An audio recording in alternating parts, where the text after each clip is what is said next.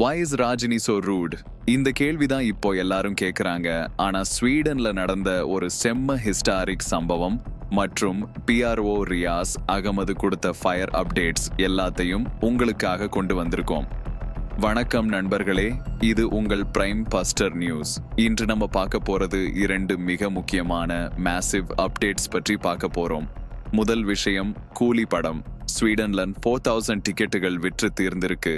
Tamil cinema வரலாற்றிலேயே ஒரு milestone. எந்த காலிவுட் படம் கூட அங்கே போய் இப்படியெல்லாம் ரெஸ்பான்ஸ் வாங்கியதே இல்லை. இது சூப்பர் ஸ்டார் ரஜினிகாந்த் ஓட குளோபல் ரீச்சுக்கு பிகெஸ்ட் ப்ரூஃபா மாத்திரமில்லாமல் பாலிவுட் இண்டஸ்ட்ரிக்கே ஒரு சவாலா மாறியிருக்கு. அடுத்து biggest talking point, PRO Riyaz Ahmed கொடுத்த பதில். ஹேட்டர்ஸ் இவங்கள மாதிரி ப்ளூ சட்டாய் மாறான், பிரசாத், தனஞ்சாயான் இவங்க கூலி படம் ஓடல, கலெக்ஷன்ஸ் ஃபேக் நியூஸ் சொல்லிட்டே இருந்தாங்க. ஆனா ரியாஸ் அஹ்மத் அவரே யூடியூப்ல ஓபன் ஸ்டேட்மெண்ட் கொடுத்தாரு. கிளியர் வேலிட் பாயிண்ட்ஸ் மென்ஷன் பண்ணி எல்லாரையும் பிரிச்சு மேன்சிட்டாரு. அதுவும் குறிப்பா தனஞ்சயன் சரை பற்றி ரியாஸ் அகமது அவர்கள் பேசினதுல, தனஞ்சயன் நான் எந்த படத்தையும் பிசினஸ் அண்ட் ரிவ்யூ ஆங்கிள் பேசவே மாட்டேன்னு சொல்லி டிவீட் பண்ணியிருக்காருங்க. இதுல இருந்தே ரியாஸ் அகமது ரியலாவே சூப்பர் ஸ்டாரோட லாயல் PROவா இருக்காருன்ற ஃபேன்ஸ் சொல்ல ஆரம்பிச்சிருப்பாங்க.